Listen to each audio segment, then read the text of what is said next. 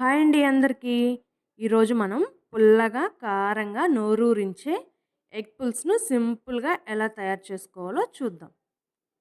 చాలా సింపుల్‌గా ఉండే, ఇంట్లో ఉన్న పదార్థాలతో చేసే ఈ ఎగ్ పులుసు వేడి వేడి అన్నంలోకి సూపర్‌గా ఉంటుంది.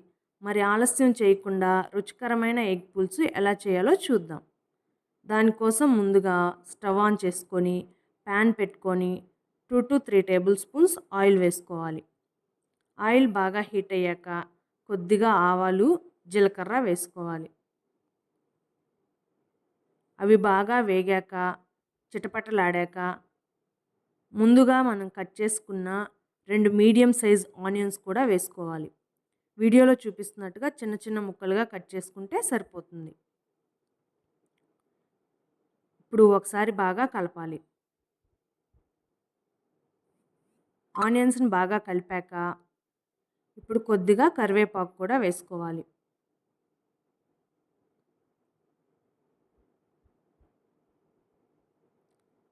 కరివేపాకు కూడా వేసి ఒకసారి బాగా కలపాలి.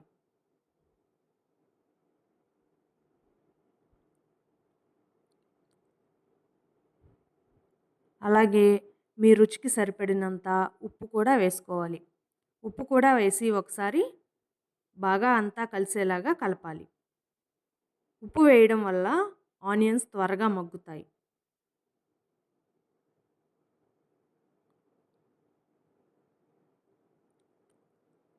ఇప్పుడు మూత పెట్టుకొని కొంచెం సేపు వదిలేయాలి. కొద్దిసేపటి తర్వాత మూత తీసి చూస్తే ఆనియన్స్ కొంచెం కలర్ మారుంటాయి. ఇప్పుడు ఆనియన్స్ కొద్దిగా కలర్ మారాక చిన్న చిన్నగా కట్ చేసి పెట్టుకున్న 3-4 మీడియం సైజ్ టమాటోస్‌ను కూడా వేసుకొని మూత పెట్టి మగ్గనివ్వాలి. కొంచెం సేపు తర్వాత మూత తీసి మొత్తం ఒకసారి బాగా కలపాలి. ఆనియన్స్, టమాటోస్ బాగా మగ్గే వరకు ఉడకనివ్వాలి.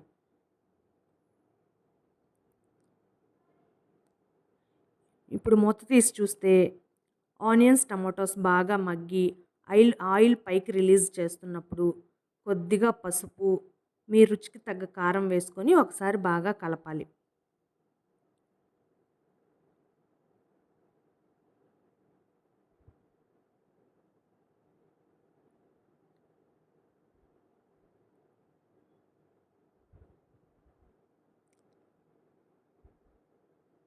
పసుపు, కారం మొత్తం బాగా కలిపి కారం మాడిపోకముందే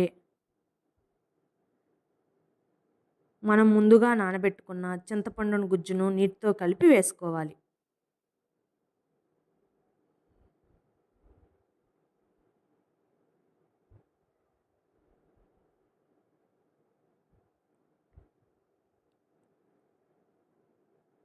చింతపండు మరీ ఎక్కువ వేయకూడదు. 2-3 టేబుల్ స్పూన్స్ వేస్తే సరిపోతుంది. ఎందుకంటే ఆల్రెడీ మనం టమాటోస్ వేసినాం కాబట్టి పులుపు సరిపోతుంది. ఇప్పుడు ఒకసారి టేస్ట్ చూసి సాల్ట్ సరిపోకపోతే ఇప్పుడే అడ్జస్ట్ చేసుకోండి.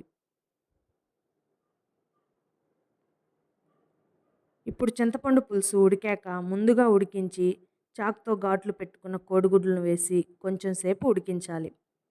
మీరు కావాలనుకుంటే కోడిగుడ్లను కొంచెం పసుపు, ఉప్పు, కారం వేసి ఆయిల్‌లో ఫ్రై చేసైనా వేసుకోవచ్చు.